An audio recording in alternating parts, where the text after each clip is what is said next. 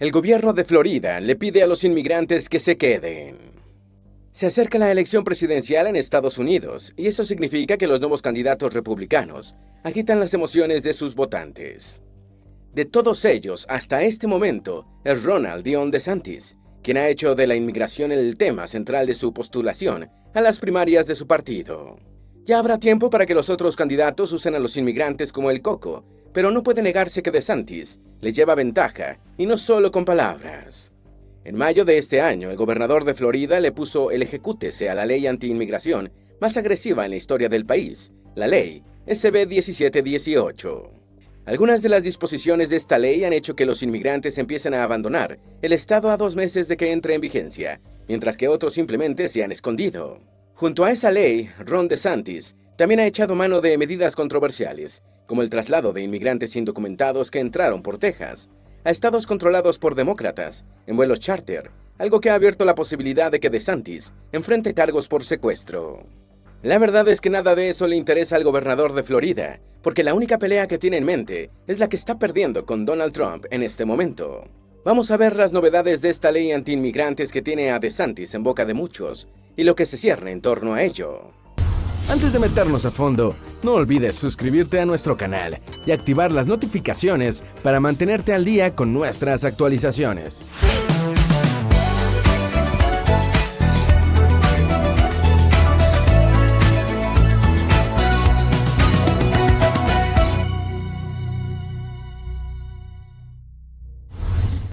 China planea poner una estación espía en Cuba, a 100 millas de Florida, para vigilar a Estados Unidos, según el WSJ.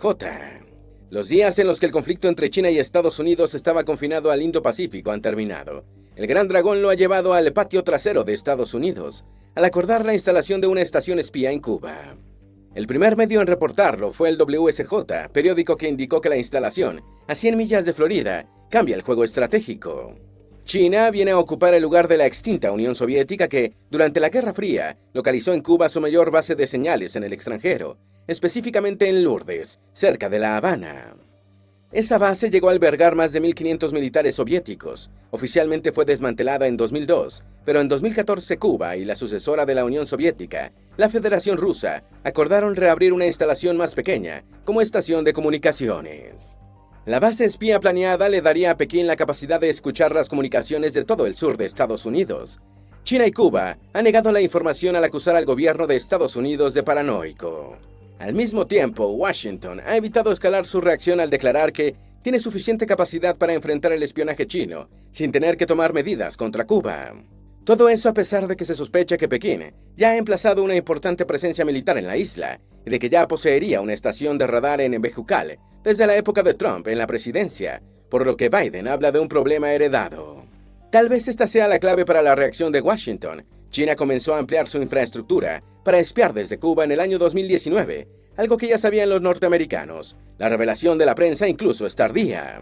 Adicionalmente, se conoce la venta de radares chinos al gobierno de Venezuela, junto a sistemas antiaéreos, y también de sus militares en el terreno, por lo que la presencia china en el Caribe sería un plan de largo aliento que replica la presencia estadounidense en el mar del sur de China. Pero los chinos también están listos para espiar desde mucho más al sur, con la base militar en tierras argentinas, específicamente en la provincia de Neuquén, operada por China, y la proyectada en Ushuaia, con lo que Pekín dominaría ambos extremos de la costa atlántica latinoamericana. Probablemente te preguntarás, ¿qué tiene que ver esta actividad con la ley anti-inmigrantes? Pues bien, este escalamiento chino se relaciona con lo que te contamos en otros de nuestros videos sobre una de las medidas de la mencionada última ley anti-inmigración de DeSantis. Se trata de la prohibición de que chinos, iraníes, norcoreanos o venezolanos, entre otras nacionalidades, compren propiedades cerca de infraestructura civil o militar en Florida. No casualmente, solo la comunidad china en Florida demandó la validez de la ley en tribunales. Sin embargo, ahora, con la revelación del Wall Street Journal, al menos el clima de opinión pública estará del lado de DeSantis. ¿Por qué la nueva ley es un problema para los dueños de negocios y los trabajadores por igual? Tratemos ahora las implicaciones internas de la ley anti-inmigración de DeSantis. Empecemos por la economía. Como es fácil deducir, una ley que impide a los inmigrantes ilegales tengan alguna identificación emitida por el Estado, y que además desconoce a las identificaciones emitidas en otros estados, hace muy difícil cualquier contratación, como otra de las disposiciones de la ley prevé cárcel e importantes multas para quien transporte, aloje o emplee inmigrantes ilegales en el estado. El círculo en torno a los trabajadores inmigrantes, muchos de ellos estacionales que se trasladan a Florida solo en temporada, se cerrará del todo en unas semanas. Y las empresas de transporte están evaluando el impacto que tendrá el control adicional sobre los camiones que se envíen al Estado del Sol. Por su parte, las agencias de viaje ya están informando a los turistas sobre el ambiente hostil a los inmigrantes que encontrarán en Florida. Otro tanto han hecho grupos defensores de derechos civiles, como LULAC o NACP, advirtiendo no solo de la discriminación contra inmigrantes, sino contra minorías sexuales en el estado. ¿Quién querría trabajar en un estado en el que no tendrá acceso a servicios sociales, al mismo tiempo que existe un programa que puede ponerlo en un avión, incluso sin su consentimiento, que aterrizará a miles de kilómetros en Massachusetts o California? Sin embargo, nada de eso es lo más preocupante para los dueños de negocios, pero sí lo es la obligación que tendrán ahora los empleadores de verificar el estatus migratorio de los aspirantes a ser contratados en la base de datos federal. Pese a todo esto, en el estado soleado se da la paradoja de que son los empleadores los que se están quejando de una ley que los deja sin sus mejores trabajadores y sin posibilidad de reemplazarlos. Una muestra pequeña que se multiplica en los negocios grandes es el caso del dueño de un auto lavado en Palm Beach, que perdió a su mejor equipo justo antes del verano, cuando su negocio tiene más actividad, por lo que perderá dinero en unas semanas cuando empiecen a llegar los clientes. Y es que de los dueños de negocio la queja salta a los consumidores que saben que la huida de mano de obra barata solo les traerá el encarecimiento de los bienes y servicios que compran en el estado. 70% de los que trabajan en la agricultura son inmigrantes. Lo que hemos contado sobre las disposiciones de la SB 1718 daña toda la economía de Florida, pero se ceba en 3 sectores: agricultura, construcción y turismo. Los 3 son sectores que requieren mano de obra intensiva, que podrían perder en promedio el 20% de su fuerza de trabajo con la nueva ley, de acuerdo con el Florida Police Institute, un grupo de investigación sin fines de lucro. En el primer caso, el dato clave es el 70% de trabajadores inmigrantes en la agricultura, un trabajo que no está dispuesto a hacer nadie más. Esto explica el miedo que la ley causó en los condados agrícolas de Manatee y de Soto. Con este agujero en la contratación, el PIB del estado caería 1.1% en un año, o 12.6 mil millones de dólares, con su correspondiente impacto en la recolección de impuestos locales y estatales. Ya las redes sociales se han llenado con imágenes que muestran construcciones sin trabajadores, o campos de fruta y verdura sin recoger, que se pudre al sol. Quienes narran esos videos en redes dicen que los sitios de trabajo fueron abandonados por trabajadores que temen cuando se haga la verificación de su estatus migratorio. Sin embargo, mucho del miedo que infunde la ley tiene que ver con la desinformación que fomenta la gobernación y no con su verdadero alcance. Tomemos como ejemplo el mandato de verificar el estatus legal de los trabajadores en el sistema federal. La ley establece que las penalidades se aplican solo si un empleador no verifica los datos 3 o más veces en el lapso de 2 años. Adicionalmente, la obligación solo rige para negocios con más de 25 empleados. Claro, la penalidad es como un arma nuclear, suspender la licencia del negocio hasta que demuestre el cumplimiento. Pero de nuevo hay que repasar las verdaderas condiciones en las que opera la agencia encargada de supervisar la aplicación de la ley. No tiene suficiente personal, y contratarlo haría que aumentasen los gastos que la ley no cubre. Porque en su afán por intimidar a los inmigrantes indocumentados, la ley SB 1718 prevé una partida adicional para trasladarlos a otros estados y reduce la destinada a prestarles servicios públicos. No obstante, no tiene previsiones similares para otras agencias involucradas. Así que un ejemplo de lo que puede pasar en Florida, luego del 1 de julio, lo tenemos en Arizona. Allí solo los negocios que fallan en hacer la verificación 2 veces enfrentan la revocatoria permanente de la licencia, pero entre 2008 y 2015 solo se le han quitado así a 3 negocios. Por si fuese poco, un estudio de la aplicación de la ley de inmigración de ese estado encontró que la verificación de estatus migratorio no logra las metas que persigue, no disminuye significativamente la contratación de inmigrantes indocumentados. Y peor aún, la revisión no desanima la inmigración ilegal, y es fácil de manipular incluyendo los datos de fallecidos, y no los de los verdaderos indocumentados contratados. Ahora bien, la afectación económica de la ley SB 1718 no se limita al sector primario, los bienes y servicios también están sintiendo sus efectos. Los empleados inmigrantes renunciaron a muchos negocios. La ley anti-inmigrantes de DeSantis se firmó a principios de mayo, y aunque no entraba en vigencia, ya a finales de ese mes se sentía el efecto de sus medidas, sin haber entrado en vigor, en las renuncias masivas de trabajadores inmigrantes en muchos negocios del estado. Los inmigrantes han renunciado a restaurantes, hoteles y fábricas en las 4 semanas posteriores a la firma de la ley por DeSantis. Eso es un mes antes de que entre en vigencia en julio. Aunque ya han empezado las protestas contra la ley, muchos inmigrantes no quieren esperar a ver si surten efecto, y la ley es derogada. Temen los castigos que contempla y no quieren sufrirlos, aunque eso signifique sacrificios dolorosos. Algunos de los trabajadores que han abandonado Florida han dejado a sus familias atrás, en espera de poder reunirse cuando logran establecerse en sus nuevos estados de acogida. Un día sin inmigrantes en Florida. El 1 de junio, las construcciones y otros lugares de trabajo en Florida que emplean inmigrantes estuvieron vacíos, pero no porque los trabajadores tuvieran miedo, sino porque ese fue el día sin inmigrantes en el estado. Esta es la protesta más significativa, hasta ahora, contra la SB 1718. La misma imagen se repitió en campos sembrados de tomate, tiendas y restaurantes. Y no fue solo ausentarse del trabajo, sino marchar, como los agricultores que caminaron varios kilómetros alrededor de Immokalee, célebre por sus campos de tomate, con carteles y gritando consignas. Otros llevaron la protesta a las calles de otra forma, como los camioneros que se plantaron con sus trailers y grúas a las afueras de la oficina de un legislador estatal que apoya la ley.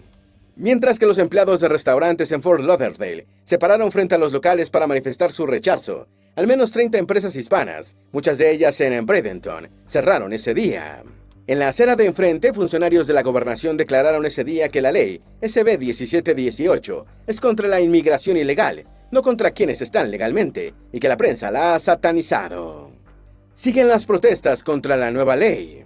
Las protestas no se detuvieron con el día sin inmigrantes, pero tampoco empezaron ese día. DeSantis promulgó la ley el 11 de mayo, y al día siguiente, los manifestantes salieron al centro de Bradenton.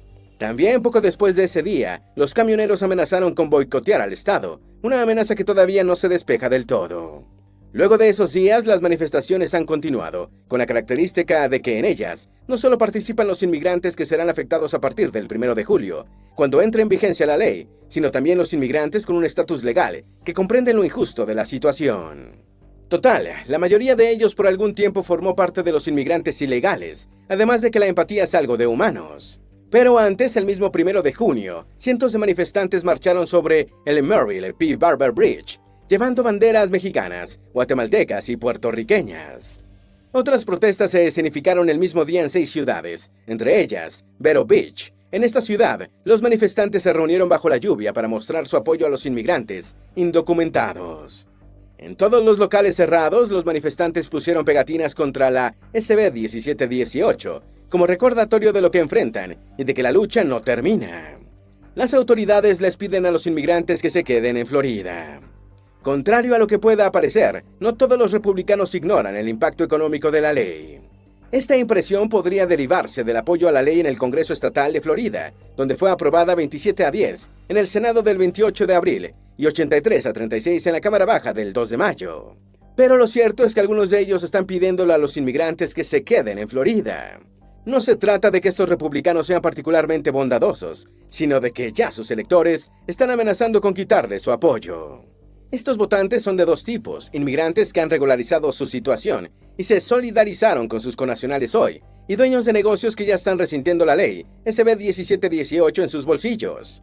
2 de esos republicanos son los representantes al Congreso Estatal, Alina García y Rick Roth, quienes participaron en manifestaciones en Hialeah el 5 de junio. Roth fue captado diciendo que el propósito de la ley es asustar a inmigrantes al tiempo que le pedía a los manifestantes que convencieran a sus empleados inmigrantes de permanecer en el estado.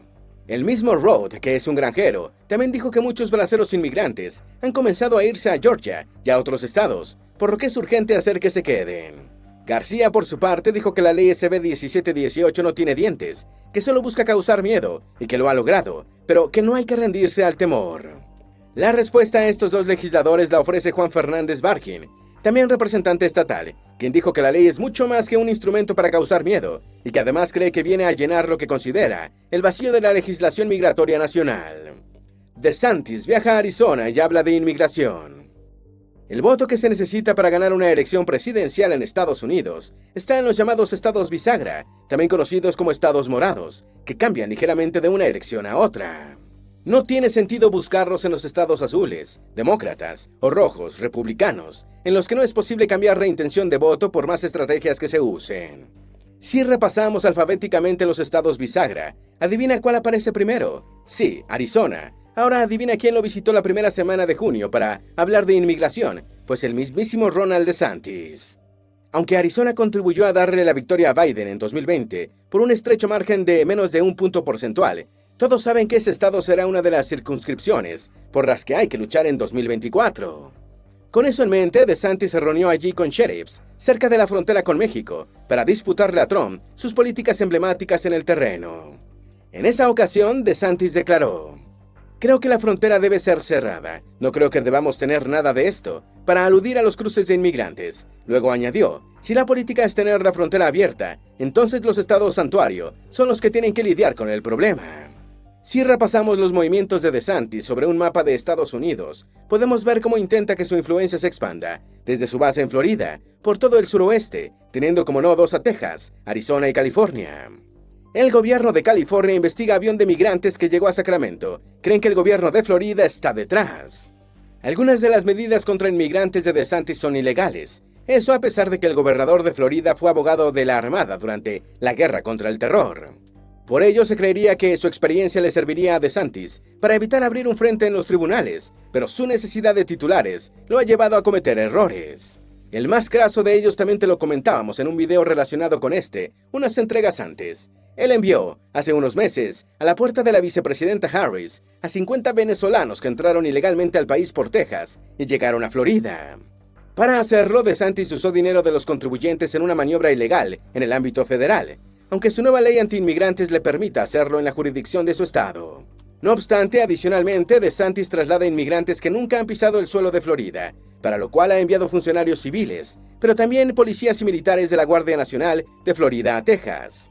DeSantis no solo ha enviado inmigrantes al norte, sino también a California. Ya lo dijimos, que tanto Ron en Florida como Abbott en Texas buscan minar las denominadas ciudades santuario de inmigrantes, como Los Ángeles o Nueva York.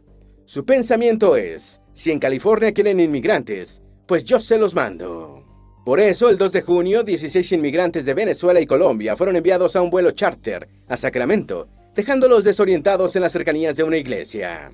El vuelo, cree el fiscal general de California, Rob Bonta, fue pagado y ejecutado por un contratista de la gobernación de Florida, que engañó a los inmigrantes a las afueras de un centro de acogida en Texas, prometiéndoles trabajo.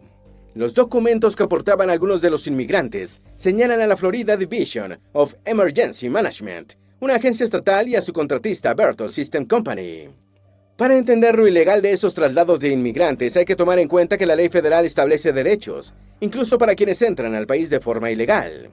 Uno de ellos es que se use un intérprete que les transmita el significado de los procedimientos a los que son sometidos. Otro es el derecho a someter su petición de asilo a un tribunal y el de dar su consentimiento para traslados. Pues bien, de acuerdo con el New York Times, los inmigrantes trasladados de Texas a California fueron abordados por funcionarios que apenas hablaban español, pero que además les ofrecieron esos trabajos falsos a cambio de que firmaran un documento en el que aceptaban ser llevados al oeste. Muchos de los inmigrantes no entendieron lo que firmaban, mientras que otros ni siquiera lo hicieron e igual fueron trasladados.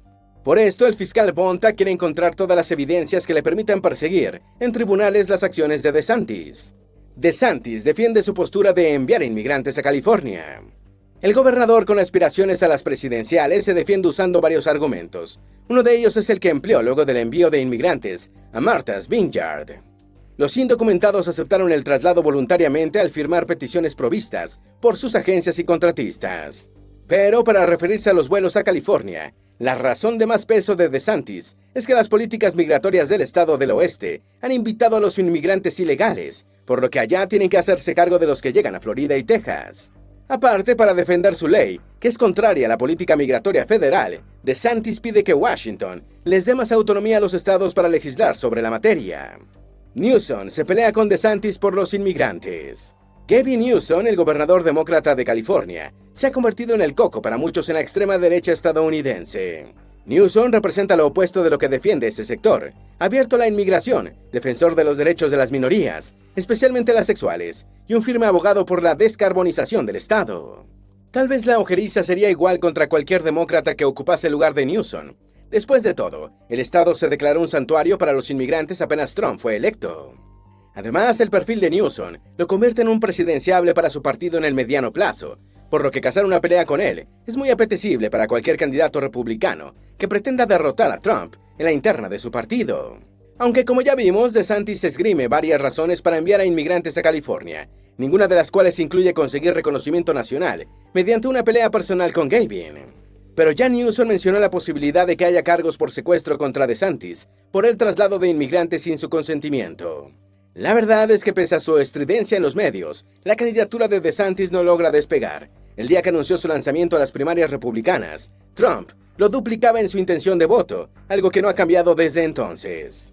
Como Trump es el adalid de la anti-inmigración, quien mantiene para 2024 sus viejas promesas de construir un muro fronterizo que pagaría México, así como presionar a este país para que retenga más inmigrantes, DeSantis tiene que ser aún más extremo para disputarle al expresidente la nominación. Aquí es donde una pelea con Newsom contribuirá a darle visibilidad con propaganda nacional gratuita durante semanas. A la distancia, DeSantis parece haber cometido un error de oportunidad. Está adelantando demasiado la pelea por la inmigración a año y medio de las primarias, salvo que esté pensando en otra cosa. Como tal vez sabes, las primarias en Estados Unidos son antecedidas por lo que se conoce como las primarias en la sombra, que tienen lugar un año antes, y en las que el poder real elige quién tiene oportunidad de ir a las primarias visibles. Es muy probable que DeSantis esté haciendo todo su show anti-inmigrantes para captar la atención de ese poder, que incluye a los financistas de peso, para poder llegar con oportunidad al año que viene. Una vez allí todavía tendría que derrotar a Trump, pero tal vez DeSantis piense que debe enfrentar una batalla a la vez. Por años, cada presidenciable republicano ha usado a los inmigrantes y solicitantes de asilo como cabezas de turco.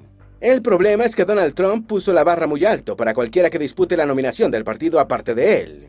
Incluso cuando Trump no esté, cualquier aspirante tendrá que superar la promesa de construir un muro fronterizo que pagaría México. También tendrá que superar el título 42 que, aunque ya no está vigente, significó un cierre virtual de la frontera por 3 años, gracias al ya ni nombrado invasor nanoscópico. ¿Qué promesas políticas pueden superar semejante cosa?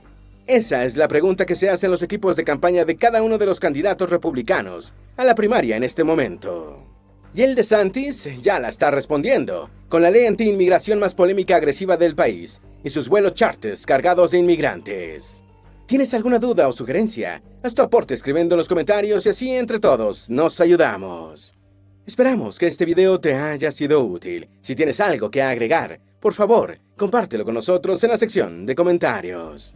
Dale me gusta a este video y envíale el enlace a tus familiares y a tus mejores amigos para que también conozcan el problema de la nueva ley anti-inmigrantes de Florida. Si eres nuevo en nuestro canal, no olvides suscribirte. Recuerda, la vida siempre es mejor creando y dando valor al mundo.